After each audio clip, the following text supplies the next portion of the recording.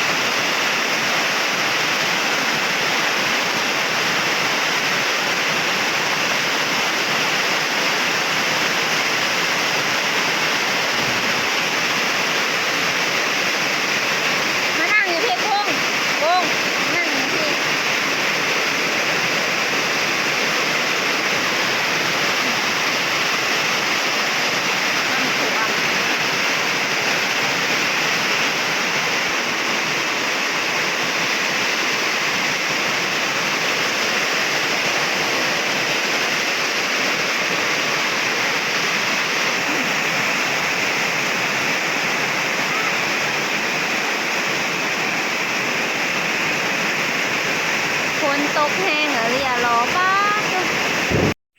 สบายดีเบิร์สุขุสุขคนเด้อวันนี้กับพวกพ่อกับซ่องเซาคงเส้นเก่าเส้นเคยนะพี่น้องทั้ง FC ฝั่งลาวฝั่งไทยและก็ต่างประเทศนะแล้วก็วันนี้เซาคงสิมารีวิวอันป่าเป็นสิแกงหน่อไม้เนาะตอนนี้เซาคงสิมาล่างผักอันนี้เป็นผักคะแยงเด้อนี่นะแล้วก็อันนี้สิเป็นบักเนาะเรือฟักทองแล้วก็สิใส่อันเห็ดปวกนำเห็ดปวกเลยเห็ดอันเห็ดพอเนาะอันนี้เป็นเห็ดเข็มทองล้างผักกันก่อนกำลังแส่ไว้ก่อนเนาะแล้วก็สิตัดบักเป็นชิ้นเป็นตอนอันนี้คล้องหมักเลยสิไปล้างผักก็มาเบิ่งหน่อไม้อีกก่อนเนาะอันนี้ตุ่มหน่อไม้จืดแล้วบกคมแล้วนะวันจ่วยๆส่งซีนแล้วเรียบร้อยนี่ตุ่มแต่ดนๆเลยหน่อไม้ในกอเนาะกอข้างๆเฮือนป่าเพิ่นปลูกหลายกอเริ่มตะกินมีแต่กอ2กอ1บัดนี้เริ่มมา4กอ5กอมีแต่กออันออกดีๆเนาะสหงเคยรีวิวให้เบิ่งอยู่นี่หน่อไม้เลี้ยงน้องหวานจ่วยๆพี่น้อยมันนี่ก็บ่ได้มื้อบ้านคือเก่าฝนตกแห้งอยู่ตลาดน้ำท่วมทีบอยู่เนาะบ่อนอื่นตกบ่ เบิ่งฝนตกแล้วก็ท้องฟ้าก็แจ้งว่าสั่นแดดหน่อยนึงเนาะบรรยากาศยามค่ำ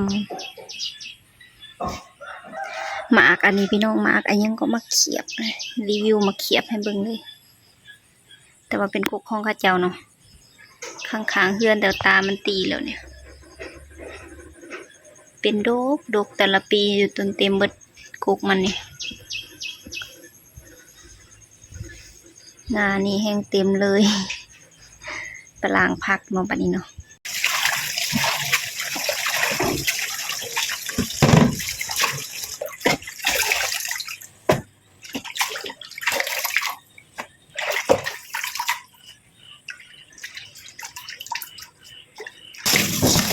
ไอ้ที่ผักขะแยงโอ้ยตรงนี้ผักขะแยงกับสิลายเนี่ย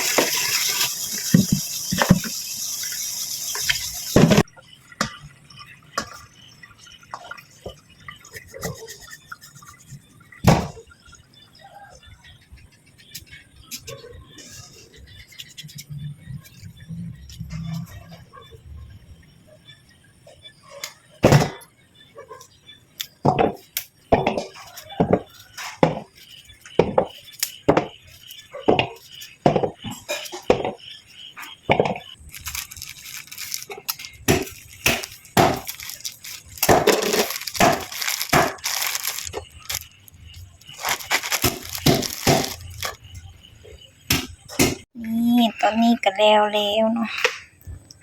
เครื่องเคียงสิแกงใส่หน่อไม้นี่อันนี้ก็สิเป็นเห็ดปวกเนาะสิแกงใส่หน่อไม้ใส่แช่ฟีดไว้อันนี้ก็สิเป็นผักแวนเด้อบ่ฮู้ว่าทางอื่นเอิ้นจังได๋เนาะทางนี้เอิ้นผักแวนมันสิเป็นเครือนี่รสชาติมันก็สิแบบว่าเป็นยางยืดๆเนาะแล้วแต่ผู้มักแต่ก็แซ่บนั่นแหละมันเป็นผักกินกับแกงหน่อไม้เดี๋ยวสิล้างอีกเนาะนี่ก็สิเป็นมากระทิ่นข้างหลัง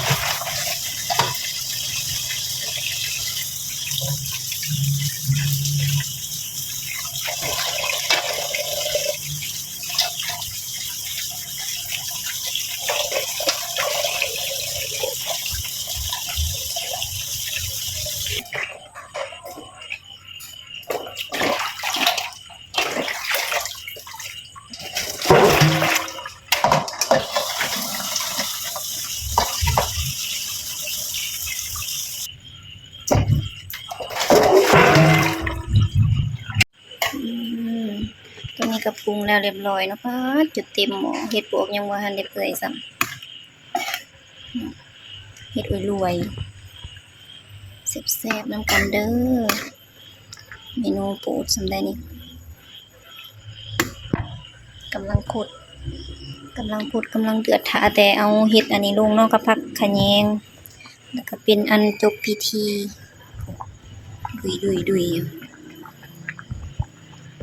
คือน้ำลายน้ำกะทิ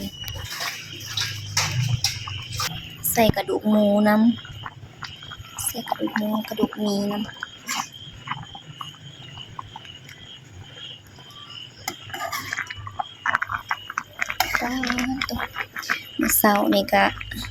ตอนเช้านี่ก็ตักลงไปกินตลาดเนี่ย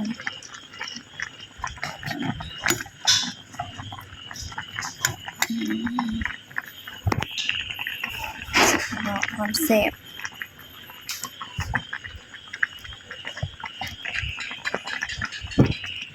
ถ่ายมันพดก่อนเนาะ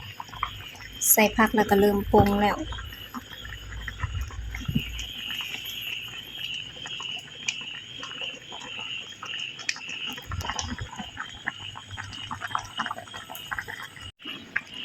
งเรียบร้อยไม่ย้อนบวกนะ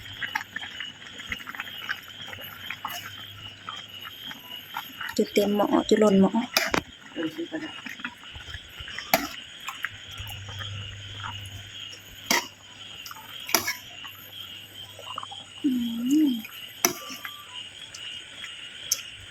จะ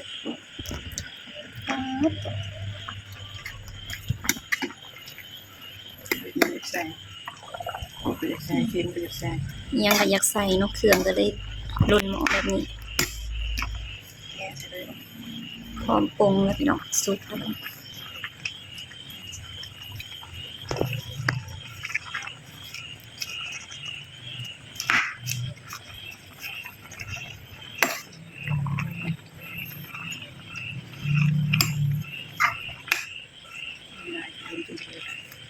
มันล้นเลยเหี่ยไปนะ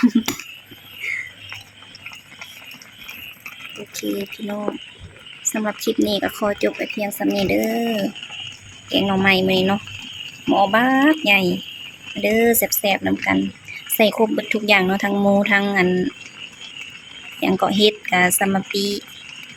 ทั้งเฮ็ดปวกทั้งเฮ็ดเข็มทองเนาะบางก็ใส่กับลูกหมูกะอันนี้